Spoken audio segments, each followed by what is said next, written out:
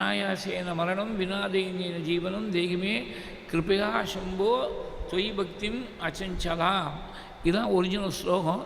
ஒரு நாளைக்கு தோணித்து இந்த 2-3 விஷயங்கள் எக்ஸ்ட்ராவாக சேர்த்துக்கணும்னு தோணித்து. அநாயாசேன மரணம்னு மாத்திரம் சொல்லாமல் அநாயாசேன சாயுஜ்யம், சிரமப்படாமல் உயிர் பிரியணும். வாஸ்தவம், ஒரு வயசுக்கு மேலே எல்லாருக்கும் அதான் மனசு பிரார்த்தனை இருக்கும். ஆனால் உயிர் பிரிஞ்சால் மறுபடியும் இன்னொரு ஜென்மா வர போகிறதே, இன்னொரு ஜென்மா வராமல் இருக்கணும். அநாயாசேன சாயுஜ்யம் வினா தைன்யேன ஜீவனம். யார்கிட்டையோ போய் ஒரு 10 ரூபா காசு கொஞ்சம் கைமாறு கொடுக்குறீங்களான்னு கேட்க முடியாது, வரப்படாது. மானத்தோடு வாழ முடியாது இருக்கணும். வினா தைன்யேன ஜீவனம். ஆனால் தைன்யம் இல்லை. இப்போ இங்கே கூடியிருக்கிறவா யாருக்குமே தைரியமான ஸ்திதிக்கு சுவாமி வைக்கலை. நம்ம மோரிஞ்சா சாப்பிட்டா கூட மானத்தோடு சாப்பிட முடியாதான் வச்சுருக்கார். அப்படி இருக்கிறவள் தான் இங்கே வந்து எல்லோரும் சேர்ந்துருக்கா.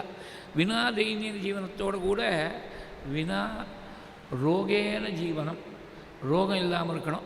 தைரியம் இல்லை, பணத்துக்கு ஒன்றும் ஃபினான்ஷியல் செக்யூரிட்டிக்கு கவலை இல்லை, ஆனால் ரோகம் வந்துடுறதே, ரோகம் இல்லாமல் இருக்கணும்.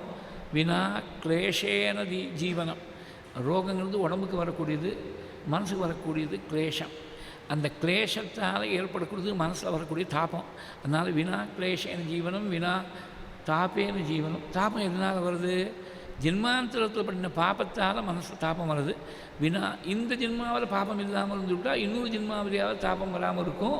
வினா பாப்பேன ஜீவனம். எல்லாத்துக்கும் மேலே வினா அக்ஞானேன ஜீவனம். ஏன்னா அக்ஞானம்தான் ஜென்மாவுக்கு காரணமாக இருக்குது.